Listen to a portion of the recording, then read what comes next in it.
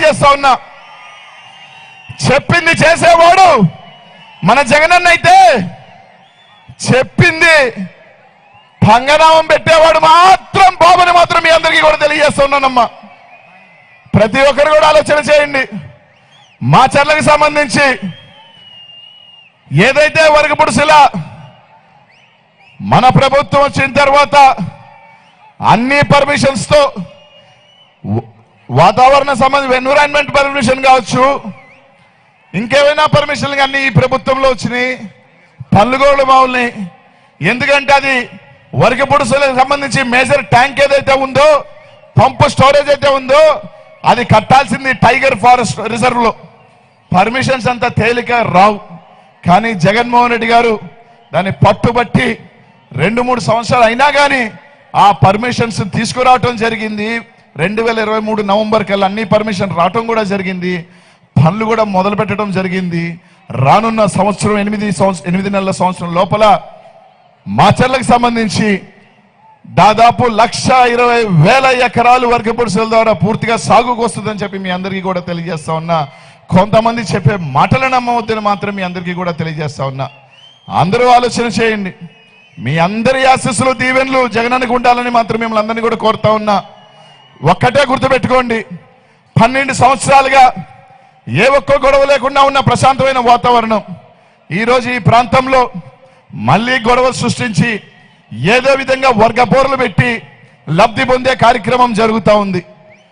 ఆలోచన చేయండి. కార్యకర్తలకు అండగా వైఎస్ఆర్ కాంగ్రెస్ పార్టీ ప్రతి కార్యకర్తకి నాయకుడికి చెప్తా ఉన్నా, మీ శాసనసభ్యులు రామకృష్ణారెడ్డిని ఈ రాష్ట్రంలో ప్రతి ఒక్కరు కూడా వైఎస్ఆర్ కాంగ్రెస్ పార్టీకి ఈ ప్రాంతంలో అండగా ఉన్నానని మీరు గెలిపించుకోవాల్సిన బాధ్యత మన అందరి మీద ఉందని చెప్పి మీ అందరికీ కూడా తెలియజేస్తా ఉన్నా.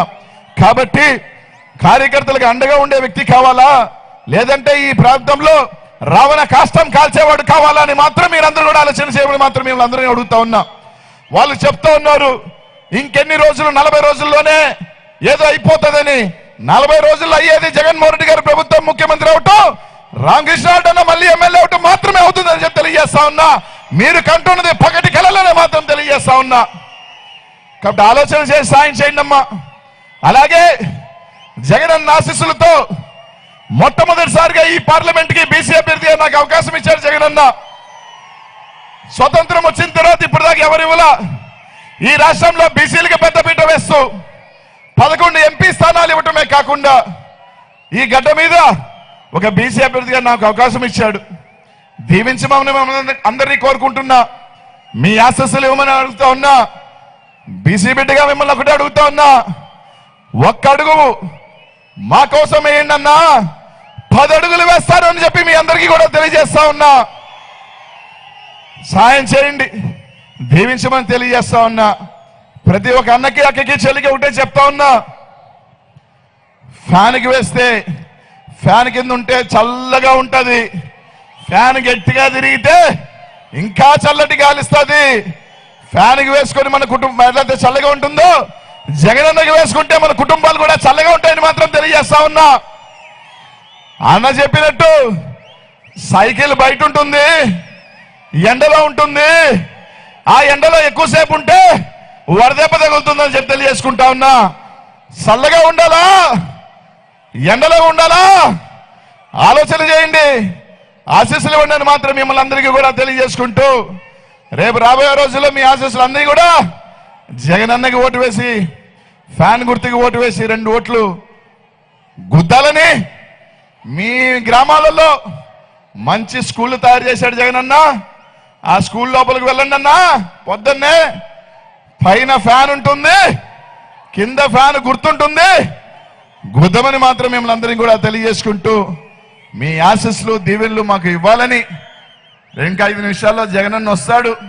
ఇంత మండు టెండలో అత్యధిక ఎండ ఉన్న ఈ ప్రాంతంలో జగనన్న కోసం మీరు ఉన్నందుకు, మీ ప్రేమ అన్న మీద చూపిస్తున్నందుకు పేరు పేరు కూడా ధన్యవాదాలు తెలియజేసుకుంటూ, శిరస్సు వంచి ప్రతి ఒక్కరికి కూడా ఫ్యాన్ గుర్తుకి సాయం చేయమని మాత్రం మిమ్మల్ని అందరినీ కూడా కోరుకుంటా ఉన్నానన్న.